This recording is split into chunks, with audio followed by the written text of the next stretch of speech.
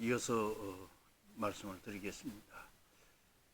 설교는 아까 일반 요리에 빗대어서 좀 얘기했습니다만은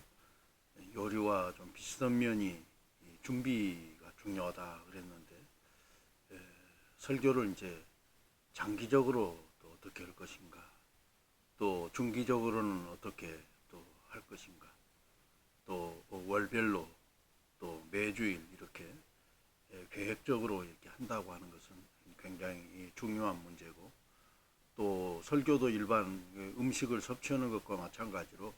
어떤 특정한 주제, 또 어떤 특정한 성경책만을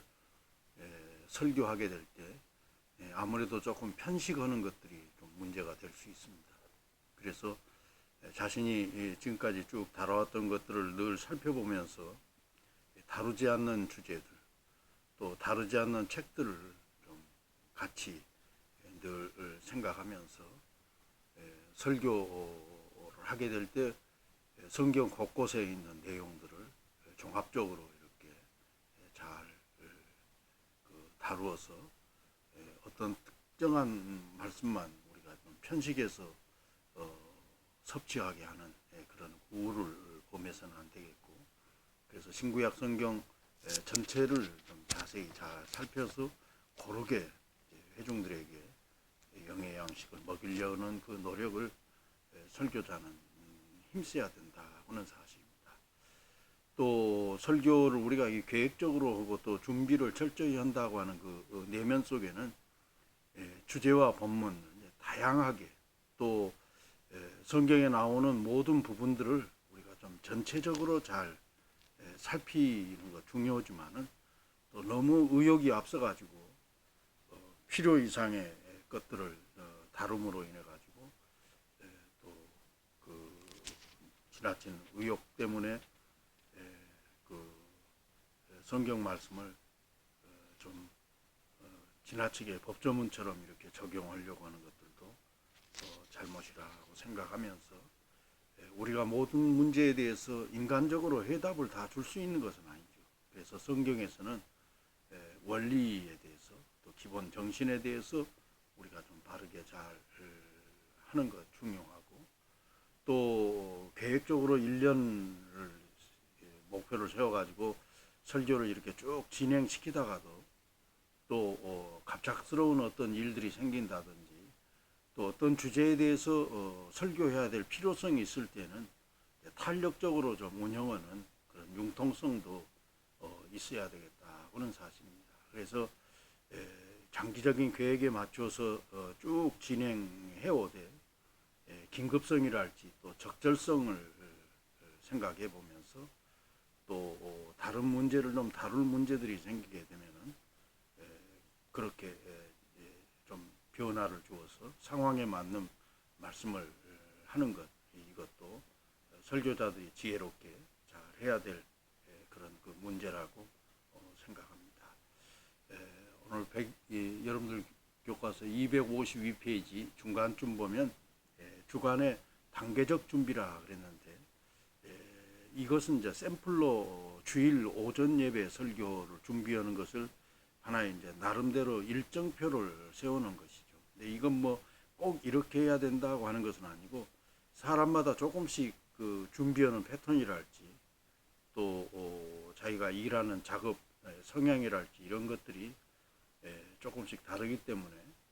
꼭 이 스케줄대로 모든 것들을 해나간다는 그런 의미보다는 참고 사항으로 하되 좀 일찍부터 준비를 하고 또 차분차분하게 잘 준비해 간다고 하는 것들이 굉장히 중요하다고는 사실입니다. 우리가 최소한도 한 편의 설교를 주일날 자유롭게 원고에 매이지 아니하고, 또 하나님의 뜻을 생각하면서 말씀을 준비하고, 또 기도로 또 준비해서 강단에서 외치기까지 되어지는 일련의 모든 것들에 대해서 사람마다 조금씩 차이가 있고, 또 조금 숙달되고 또 좀 익숙해지신 분들은 시간을 좀 절약할 수 있는 면들도 있고, 또 아직 이제 몸에가 다 익숙하지 않는 분들은 조금 더 시간이 요할 수도 있는 그런 그 차이가 있습니다만은, 제일 좋은 방법은 이제 주일날 우리가 예배 인도하고 설교를 마친 다음에 또 그 다음 주에 되어질 일들을 또 그때부터 또 준비하면 좋겠지만은 또 조금 쉼이라는 시간을 갖고 월요일 날 새벽 기도를 마치고 난 다음에 이 다음 주일 날 설교하는 그 본문에 대해서 이제 마음속으로 이렇게 생각하는 가운데 확정을 하고 그 본문에 대해서 이제 한 주간 동안 잘 준비해서 또 하나님의 은혜가 넘치는 그런 설교를 우리가 하게 되는데, 대부분의 학자들 또 이 책에서도 권장하고 있는 것들은 대개 30분 설교를 한다고 했었을 때 그 준비 시간을 이제 분을 이제 시간으로 바꾸어서 30분이면 이제 30시간, 또 25분이면 25시간 정도. 대개 이제 설교를 한 주간 동안 또 주일 오전 가장 핵심적인 설교를 준비하는데, 또 목회자가 사실은 주일 예배만 설교하는 것이 아니고 또 새벽 기도를 하고 또 개척교회 같으면 모든 예배를 다 인도하고 심지어는 뭐 교회 학교까지 이렇게 말씀을 해야 되기 때문에 시간적으로 좀 여력은 없습니다만은 대충 우리가 이 25시간에서 30시간을 생각하게 될 때 하루에 4시간씩 6일을 했을 때 24시간 정도가 나오잖아요. 그래서 월화수목금토 6일을 생각할 때 오전 시간 4시간은 전적으로 하나님의 말씀을 준비하는 시간으로 그렇게 준비한다고 하는 것이 참 귀하다 하는 것입니다. 여러분들은 1만 시간의 법칙이라는 말을 들어보셨는가 모르겠습니다만은 세계적으로 정상의 자리에 서 있는 사람들을 보니까 어떤 그 일들을 해나가는 데 있어서 1만 시간이라고 하는 그 시간을 전력을 다해서 투자해 가지고 이제 정상의 자리에 오르게 되는데, 1만 시간이 어느 정도 시간인가, 그 시간적으로 계산해 보니까 매일 3시간씩 그렇게 해서 10년간 쏟았을 때 그것이 이제 1만 시간이 되는 것이죠. 그래서 어떤 분이 이제 그 요새 그 뭐 노래 오면은 BTS 그럽니다만은 저희들이 이제 젊었을 때에는 그때 당시에 이제 비틀즈라든지 또 일찍부터 이제 작곡가의 어떤 그 천재성을 드러낸 모차르트라고 하는 그런 그 인물을 예로 드는데, 이 사람들이 이제 세계적인 어떤 정상의 자리에 오르는 데까지는 1만 시간 동안을 이렇게 집중적으로 연습하고 또 훈련한 그런 그 결과였다 하는 것이죠. 그래서 설교도 우리가 이제 뭐 어느 수준까지가 정상의 수준이라고 일반 분야하고는 좀 그 같이 비교할 수는 없겠습니다만은, 설교를 우리가 좀 정상적으로 할 때 좀 전에 말씀드린 것처럼 설교 1분을 우리가 한다고 한다면 준비 시간을 1시간으로 이렇게 환원해 보게 될 때 설교를 이제 25분 전후한다고 그럴 때 일주일이면은 최소한도 25시간에서 30시간 정도 이렇게 준비하는 시간을 갖게 되고, 그래서 목회자들은 사실은 이제 교회의 형편 따라서 우리가 뭐 자유롭게 다 그 시간을 만들어 놓기는 어렵습니다만은, 할 수만 있다고 한다면 매일 오전 시간은 설교 준비하는 일에 전력을 다하고 또 연구하고 또 하는 것, 이것이 이제 생활화되어서, 그리고 이제 오후 시간대부터는 또 신방도 하고 또 일반 목회 활동을 하는 것이 설교자로서 준비를 철저하게 할 수 있는 그런 시간이 아닌가 생각해 보는데, 이것도 이제 상당히 희망적인 것이고, 현실 목회는 이것보다 훨씬 더 많은 시간 성도들의 형편들을 돌아보고 또 병원에 입원해 있다든지 어려움에 처해 있는 사람들을 둘러보는 그런 신방들을 고려할 때 쉽지 않는 시간이지만은, 그래도 한편의 설교를 제대로 잘 할 수 있기 위해서 최소한도 이런 시간을 확보해서 이것들을 이제 거의 생활화하는 것, 목회자에게 가장 필요한 일이 아닌가 생각해 봅니다. 한편의 설교를 위한 절차라고 그랬는데, 사실은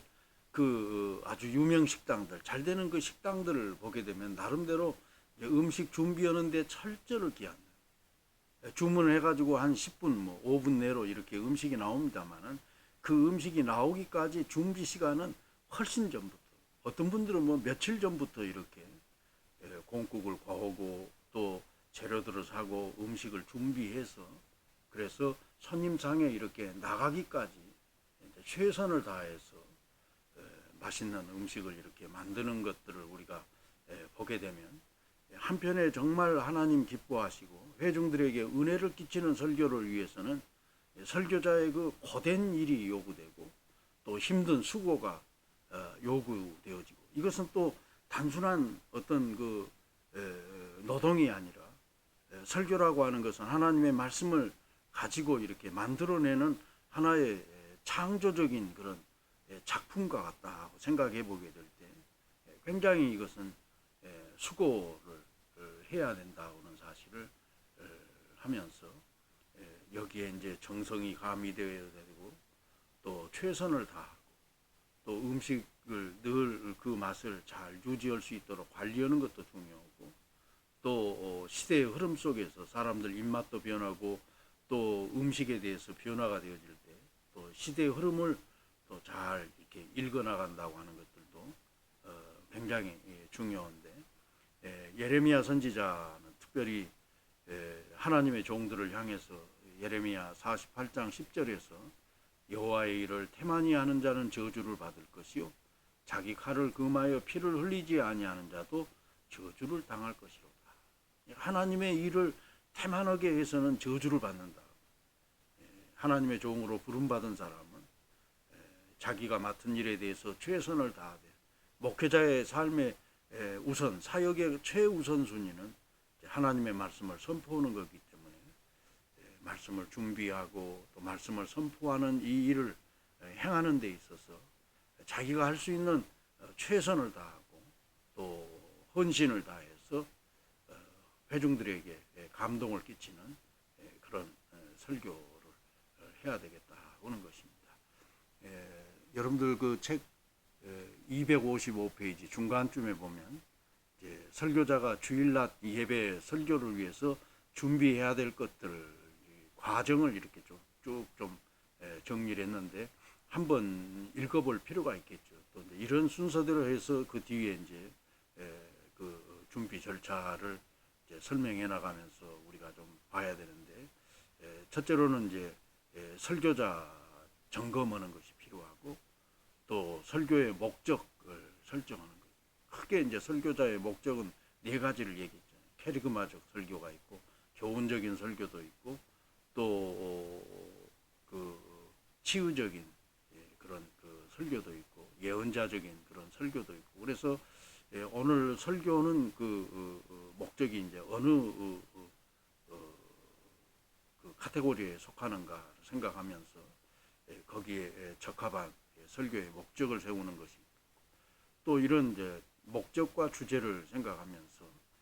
본문과 주제를 이제 확정하는 것이죠. 사실은 그 식당에 가서 우리가 음식을 먹을 때도 뭘 먹을 것인가 메뉴를 정한다고 하는 것이 사실 쉬운 것만은 아니잖아요. 그래서 우리나라 사람들은 또 좀 겸양지덕이 있고 또 상대방을 좀 배려하다 보니까 대개 이제 주문할 때 첫사람이 이제 뭘 주문하느냐에 따라서 대개 이제 첫사람 그대로 주문한 것을 따라가는 경우들이 좀 있습니다만은, 설교를 하는 데 있어서 오늘 그 본문과 주제를 정한다고 하는 것도 굉장히 중요하고, 또 이제 본문과 주제가 정해져 있으면 그 말씀을 이제 바르게 잘 우리가 해석하기에 앞서서 그 성경이 쓰여진 그 시대 상황으로 가서 성경을 전적으로 이렇게 이제 마치 현미경을 가지고 그리고 돋보기로 확대해서 들여다보는 것과 같은 그런 열정을 가지고 서기 과정을 잘 해야 되고, 또 서기 과정을 한 다음에는 그것은 이제 오늘의 시대 상황에 적합하게 이렇게 적용하기 위해서 주예와 적용 과정을 거쳐서, 여기 이제 명제적 진술의 확정이라 그랬는데 설교에 대해서 잘 이해를 하면은 자기가 오늘 설교하는 것에 대해서 한마디 말로 한 문장으로 압축해 가지고 얘기할 수 있는 것, 이게 굉장히 중요한 것이죠. 저도 최근 들어 지금 이제 로마서를 강의하고 있습니다만, 로마서를 보면 마치 이제 그 한 편의 논문을 보는 것과 같이 바울 사도는 이 로마서 전체에 있어서 자기가 전하려고 하는 것, 그 핵심적인 그 교리가 뭔가, 이심층이라는, 오직 믿음으로 사람이 의롭게 되어진다고 하는 것을 이제 핵심 그 구원론의 가치로 생각하면서 이것을 논증하기 위해서 여러 각도에서 예를 들어서 잘 설명하고 있는데, 마찬가지로 우리도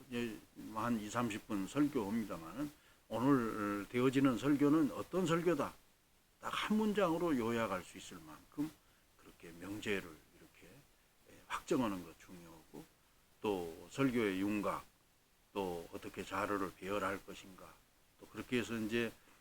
구체적으로 설교 원고화 작업을 하되, 뭐 순서대로 원고 작업은 쭉 되어지는 것이 아니라 또 각 챕터마다 조금씩 순서를 달리하면서 다 채워지게 될 때 나중에 조금 더 이제 그 교정 작업을 거쳐 가지고 마무리를 해 나갑니다만은, 또 이것들을 이제 말씀으로 이 전달하기 위해서 잘 소화해서 하나님의 말씀인과 또 그 설교자가 겉도는 것이 아니라 완전히 이제 한 몸을 이루는 것 같은 그런 그 과정. 그래서 최종적으로 점검하고, 또 설교를 좀 자유롭게 하기 위해서는, 저도 뭐 아직 그 원고로부터 자유롭게 설교하는 그런 그 설교자는 아닙니다만은 원고를 그대로 인용을 하면서 하다 보면은 거기에 이제 딱 매어 가지고 자유롭게 말하기가 좀 쉽지 않거든요. 그래서 그것을 이제 10분의 1로 요약을 해 가지고 하나님의 말씀을 잘 이제 준비해서 이제는 강단에 서서 하나님의 말씀을 선포하는 것. 이제 이 일련의 과정이 이제 하나의 한편의 설교를 준비하는 절차라고 볼 수 있는데, 이 내용들을 이제 하나씩 이제 각 챕터별로 점검해 보면, 첫째로는 어떤 경우든지 간에 운동선수 같으면 운동선수 본인 점검하는 것이 필요하고, 또 설교자는 자기 자신을 또 좀 잘 점검하는 것들이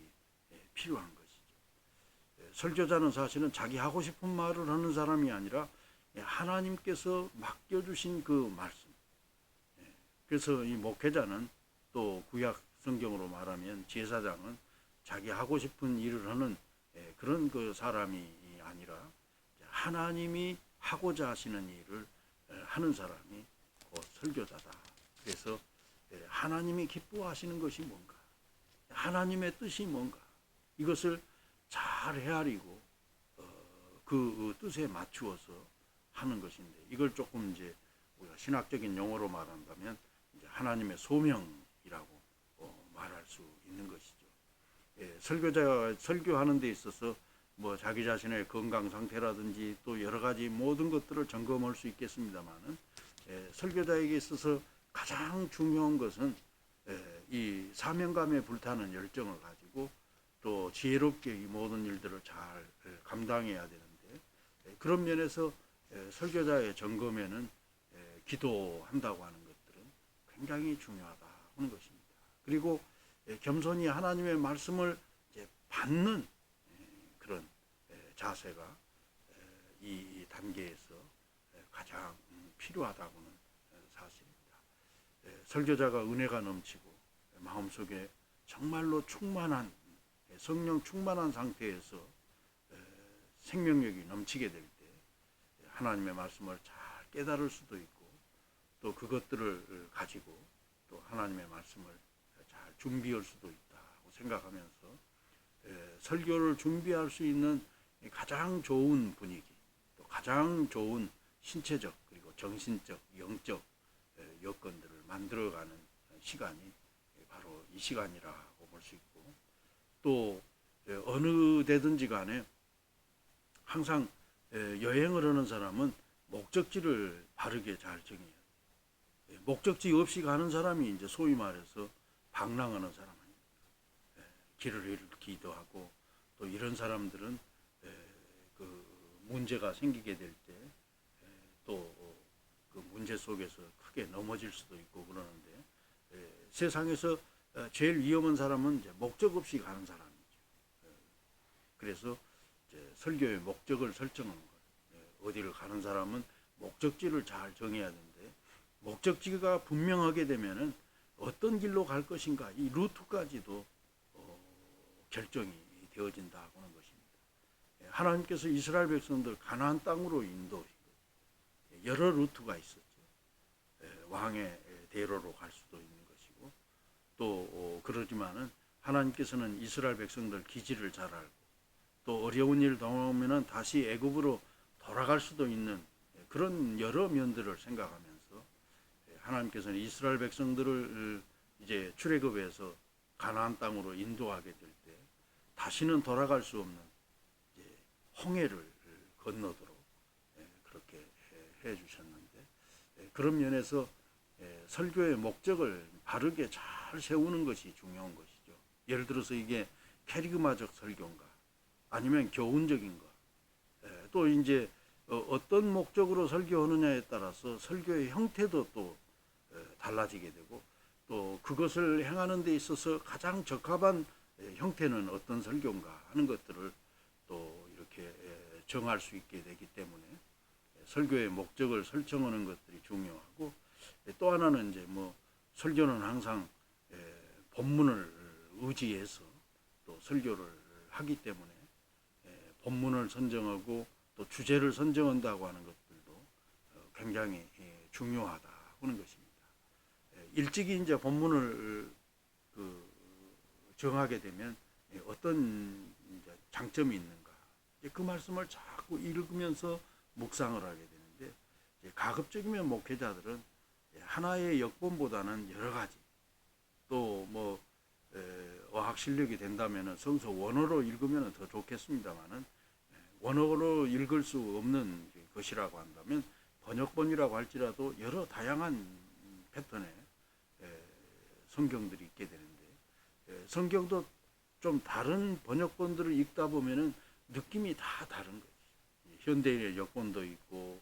조금 그 개역 개정판도 있고 또 그 좀 딱딱하게 좀 이렇게 번역된 부분들도 있는데 이 성경 번역본을 다양하게 읽는다고 하는 것들은 굉장히 그 말씀을 느끼는 것이 조금씩 그 다를 수 있기 때문에 이 차이점을 가지고도 얼마든지 또 거기에 설교 중요한 소재들을 우리가 얻을 수 있다고 생각할 때 이 다양한 본문 일찍이 성경을 그 본문을 정하고서 다양한 역본으로 우리가 성경을 읽게 될 때 굉장히 좋겠고 또 예를 들어서 산상수훈을 한다 모든 여건이 다 그럴 수는 없겠습니다만은 산상수훈 같은 경우는 또 산에서 읽었을 때 또 느끼는 것이 다르잖아요. 예수님께서 산 위에서 사람들을 향해서 말씀을 외쳤던 것, 그 장소에 가장 적합한 그런 그 말씀을 하시기 때문에 또 성경을 우리가 좀 묵상하고 또 상고하게 될 때 상황에 대해서 바닷가 이야기는 또 자기가 사는 동네라든지 여건이 되면 바닷가에서 또 그런 느낌을 한번 가져본다고 하는 것들도 굉장히 중요하고 또 그런 그 느낌 속에서 오는 것들을 좀 잘 정리해 가지고 설교 속에서 이런 내용들을 밝히게 될 때 그냥 단순하게 본문을 얘기하는 것하고 또 비슷한 그 환경에서의 어떤 느낌과 이런 것들을 입체적으로 좀 캐치를 해서 말씀을 전하는 것과 굉장히 좀 의미가 있는데 성경 본문을 전하는 방법은 뭐 여러 가지가 있을 수가 있겠죠. 예를 들어서 좀 짤막한 어떤 성경책이라고 한다면 책을 가지고 이제 몇 번 나누어서 시리즈로 하게 되면은 성경 본문 한 번 정오면은 뭐 디모데전서라든지 또 디도서랄지 또 이런 부분들을 이렇게 연속적으로 하게 될 때는 이제 본문 선정하는 것에 있어서 조금 우리가 좀 그 고생하는 것을 좀 덜합니다만은 또 성서 일과에 따라서 오늘날로 치면은 이제 설교와 예배 핸드북을 보면은 성서 일과에 맞추어서 이제 거기 본문이 이제 쭉 나와 있고 한 3년 정도 매년 이렇게 돌아가서 진행하는 방식으로 설교 본문이 제시되어서 이제 그 본문을 이용하는 그런 그 방법도 있고 또 성경을 쭉 그 묵상하는 가운데 또 그 설교자가 가슴 속에 이제 감동이 되어서 또 그 은혜 받은 말씀을 가지고 하나님의 말씀을 전해야 되겠다 생각해서 본문을 정하는 방법도 있고 설교 방법은 이제 여러 형태일 수는 있는데 아무튼 조금 전에 말씀드린 것처럼 본문은 가급적 월요일 그 새벽기도 후에 선정을 하고 그리고 본문을 정하고 이제 주제를 살펴본 다음에 한 주간 계속해서 그 말씀을 묵상하고 읽고 하는 것 이것이 설교 준비에 있어서 굉장히 중요하고 또 사실은 이게 설교에 있어서 그 말씀을 잘 관찰하고 또 말씀을 잘 살핀다고 하는 것은 굉장히 중요한 일이라고 보겠습니다.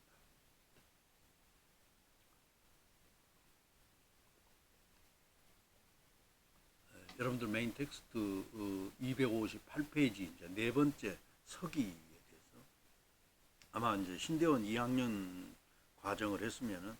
거의 이제 뭐 서기에 대해서 공부를 했을 것이고 구약 서기 방법론 또 신약 서기 방법론 저희들 때도 신학교 다닐 때 그런 그 과정들을 거쳤습니다만은 쉽게 얘기하자면 서기라고 하는 것은 성경 말씀이 쓰여진 그 상황 그리고 그 문화적인 배경 이 모든 것들을 아주 이제 샅샅이 고고학자들이 땅을 발굴하는 것과 같은 그런 마음으로 철저하게 이제 그 분석을 하면서 하게 되는데 어떤 면으로 보면은 그 설교가 바르게 잘 되기 위해서는 아주 철저하게 그 본문을 연구하는 서기 과정을 잘 해야 된다고는 사실입니다. 여기 이제 서기하는 과정 속에서 여러 가지 재료들, 말할 수 있는 재료들, 또 선포해야 할 메시지들을 추출할 수 있는 그런 모든 자양분들이 이 말씀 속에 담겨져 있는데 이것을 이제 아주 잘 이렇게 파낸다고 하는 것이죠. 마치 그 광산에서 그 광물질들을 캐내는 것과 같이 이제 하나님의 진리의 말씀의 보고들을 이제 캐내는 그런 그 과정인데 사실 이제 서기 과정에서 우리가 발견하는 여러 가지 이제 메시지랄지 이런 것들이 그대로 다 설교로 되어지는 것은 아니고 취사 선택을 하는 것이죠. 조금 아깝기도 하고 또 그러긴 하지만은 또 좀 오늘 설교에는 적합하지 않다 하고 생각할 때는 우리가 열심히 공부해서 뭔가 캐내기는 했지만은 또 과감하게 이제 버린다고 하는 것들도 중요하고 그래서 설교를 이제 할 수 있는 모든 그 많은 그런 그 재료들은 이제 서기 과정을 통해서 우리가 이제 보물들을 캐내가 되는 것이고 이것을 이제 오늘의 시대로 가져오는 그 과정을 가리켜서 이제 주애라는 것이죠. 사실은 성경은 과거 얘기를 하는 것이 아니에요. 요셉 얘기를 한다든지 야곱을 얘기한다든지 이런 얘기를 할 때 과거 주님 오시기 전 시대 구약 시대까지 옛날 캐캐 묵은 그런 얘기를 하려고 하는 것이 아니라 그 얘기를 통해서 이제 오늘을 살아가는 우리들에게 생명의 말씀 어떤 의미가 있고 또 어떤 뜻으로 우리가 그 말씀을 받아들여야 되는가 하는 것들을 이제 현재적인 어떤 시각에서 바라볼 수 있는 통찰력이 필요하게 되는데 이것을 하게 하는 과정이 주예고 또 설교라고 하는 것은 단순히 귀를 즐겁게 하고 듣는 데서 그치는 것이 아니라 그 진리의 말씀을 삶 속에서 우리가 이제 살아감으로써 하나님의 뜻을 이제 구체적으로 구현해 가는 하나의 적용. 그래서 설교라고 하는 것은 적용하는 것으로부터 어떻게 보면 진정한 설교는 시작된다고 말할 수 있는데, 이런 그 진리의 현재성, 그리고 이제 말씀이 이제 현장화 되어지는 이런 그 회중의 삶과 연관지어서 그들이 어떻게 살아야 할 것인가 하는 것들을 가르치는 것들, 그런 면에 있어서 이 주해와 적용의 과정이라고 하는 것은 굉장히 중요한 부분이라고 볼 수 있겠습니다. 그리고 이제 그 다음에 이어서 명제적 진술의 확정이라 그랬는데, 우리가 이제 설교를 바르게 잘 이해하려고 하면은 한마디 말로 요약해서 정리한다고 하는 거, 한 문장으로 딱 얘기하는 거. 아까 제가 얘기 드린 것처럼 로마서 바울이 가지고 있는 구원의 핵심론은 뭔가? 이신칭이라, 오직 믿음으로 우리가 의롭게 되고 구원을 얻는다고 하는 거죠. 믿음으로 된다고 하는 말은 하나님의 주권